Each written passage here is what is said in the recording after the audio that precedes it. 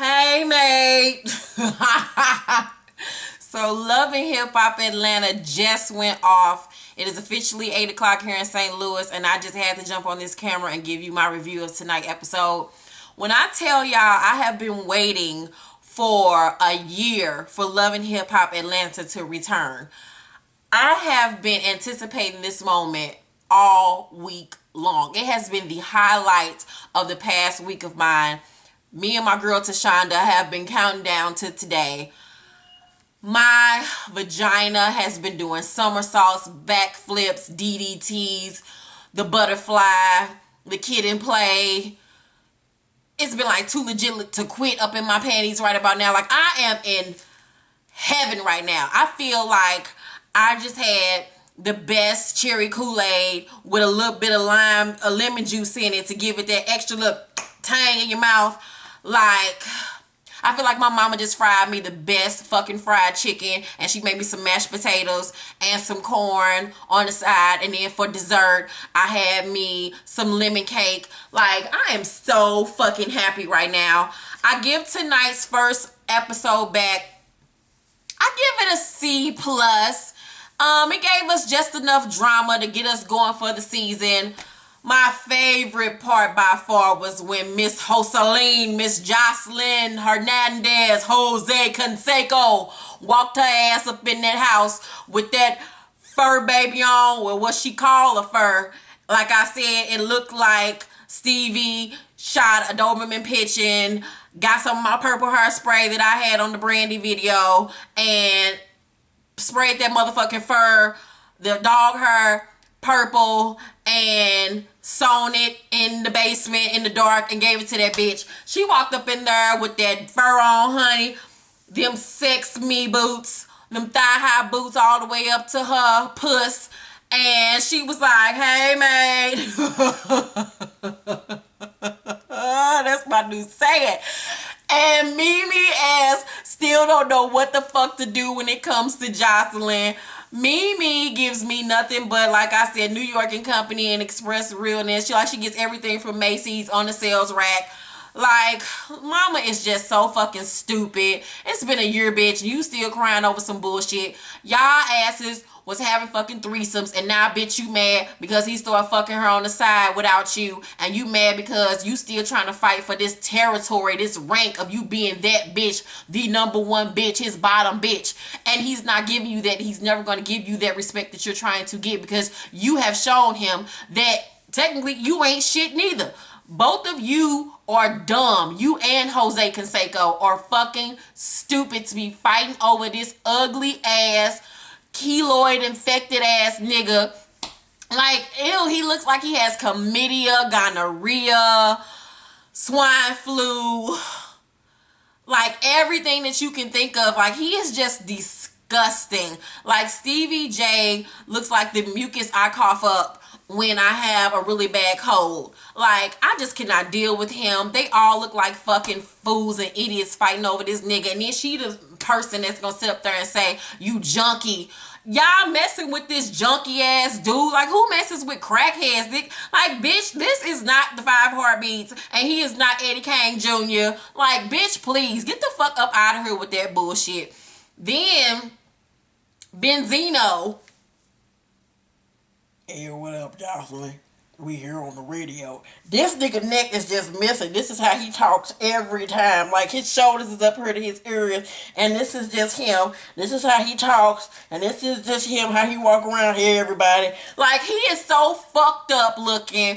Like, this nigga has no neck. It's like just chin and shoulders, and he's just the worst looking nigga ever in life. K. Michelle, I love her. I love her wit. Me and her can kick it. I don't drink. I don't know Mr. Jack Daniels, but I do know a motherfucking Popeye's chicken 3-piece wing meal, bitch. But me and her can kick it, and we can shoot the tea with each other because I love her wit. She's funny as fuck. But Miss Thing gives me nothing but Tyrannosaurus realness. Like, her arms are up here. She has little midget arms, and then her body is just like, and then her butt is just like,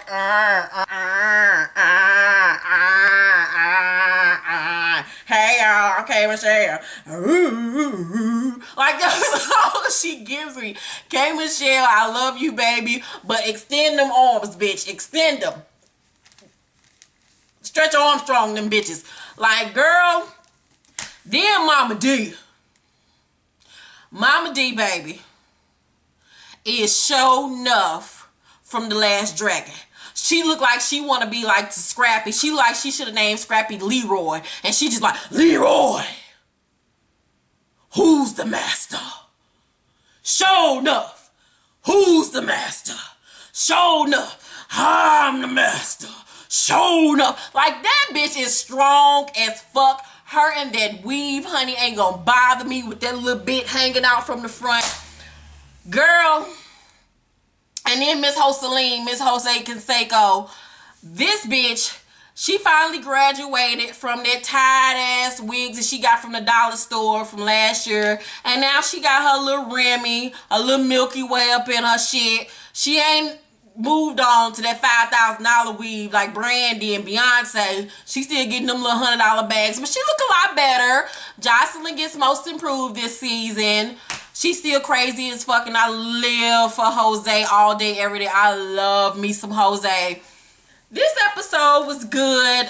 I laughed. I shot the shit with you all on Twitter and Facebook. They just put me on a Twitter timeout for an hour, so that's why I got off. But this is a good episode. Erica, I just feel it's way too good to be with Scrappy, little dusty, dirt ball, dirt dauber looking ass. Like, he look like that little boy that live up the street that mama don't give him no bath. Like, snot always running down his nose. He always asking somebody for $1 so he can go get him some candy from the corner store. Like, ugh, he's just, ugh. He sleep with every bitch, little basic bitch from around the way. Like he don't take baths. He sell dime bags of weed. And he think he doing something. He drive a Cutlass Supreme. Like, ugh, I just cannot get with Scrappy. All in all, I'm so happy Love and Hip Hop Atlanta is back. Last night I watched the third part of the Atlanta Housewives, Real Housewives of Atlanta reunion. This reunion was pretty much lackluster to me in all. The biggest shocker, I guess you could say, last night was the whole thing between Phaedra, Apollo, and Kenya. But my thing about that whole thing, while Phaedra sitting up here calling Kenya a whore, you need to be calling your fucking man a whore. Because first of all, what was this bitch doing texting your husband? And what the fuck was he doing replying back? Bloop, bloop.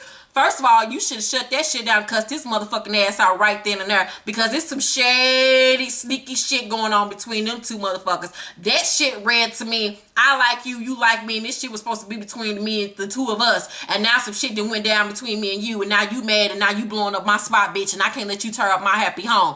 Because Paulo ain't checking for Phaedra ass. For real, sitting up there looking like a Teletubby, sitting up there looking like one of the lollipop gills from Wizard of Oz. Like, ain't nobody checking for Phaedra fat ass. Like, Candy and Todd, it's just something very opportunist about Todd to me. All that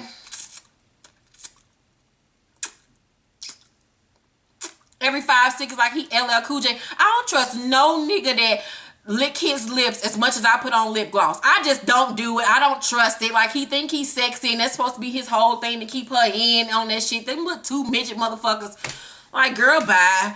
And Portia and all that crying. I love my husband and he loved me too, and I'm just gonna be a good housewife. And y'all should have been there for me. And I ain't never did nothing to nobody. Y'all should have been my big sisters. And I'm gonna take care of my husband because he needs to take care of me. And this is what we do. And I just don't know that it's 365 days of the year. It's just 265.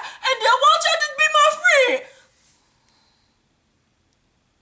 Bitch, get a clue and get a life looking like a deranged ass Dorothy Dandridge.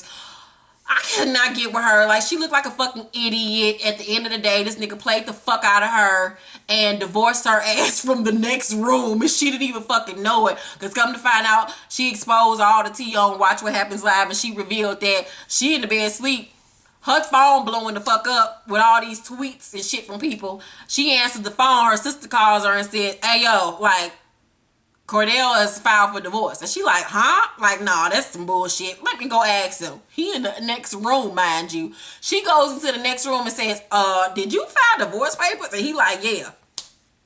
Like, who does that to somebody? Girl, me and this nigga would have still been fighting right now. Like, it would be a showdown up in this motherfucker. It would be war of the roses, bitch. You gonna have the nerve to serve me, and I got to find this shit out on Twitter, nigga, with your country-looking ass. Child, big girl.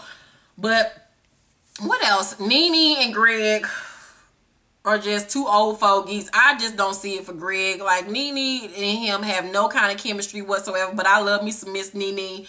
Like I said, I still am sticking with the fact that Cynthia needs to fucking go because she brings absolute nothing to the show. And what the fuck was up with Uncle Ben Papa Smurf ass going so hard against Kenya? Like, what has Kenya done to you? Are you feeling Kenya too? Because that was really extra for you to be going against somebody that you quote unquote said you barely even know. So what you going so hard against a woman for? Like, that was just super whack and super like whack as fuck for a dude to be coming at a female like that. Like, I didn't get that at all. And I didn't understand why they sticking up for Walter, who was brought into the show by Kenya. It's not like y'all knew him beforehand, so why are y'all continuously bringing this man around? Like, that whole thing was weird and shady. It was just whatever. All in all, that reunion, I give it a C. It was alright. Shout out to Official Sneak. She's a young lady who hit me up on Twitter. She asked me to critique her video. She's a rapper. I told you I would. I went on YouTube and I watched your video. I thought the video was super cute. I love your swag. I love all the bright colors that you all wore. You all were very hip. My only critique of the whole thing was that I thought that you were 12 years old when I watched the video. I did not know that you were 17 years old. So my only suggestion to you would just be to get a little bit more of a mature look because you look very young. And I thought your verses were a little bit too long. That was pretty much it. But I thought the video was hella fly. Check her out on YouTube, Official Sneak, and her song is called I'm On. Yeah, that's pretty much it. Wrapping up Mindless Behavior, which is still slated to be out June 4th, prayfully. So be checking out for that. And Material Girl 3, prayfully, will be out by the end of the year. Download chapters 1 through 6 of Mindless Behavior now on your Kindle or Nook.